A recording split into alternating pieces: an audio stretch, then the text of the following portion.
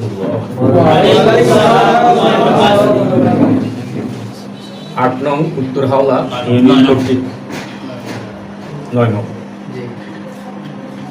আজকে এই ঈদ পুনর্মিলন এবং মত বিনিময় সভার সংগ্রামী সভাপতি, উপস্থিত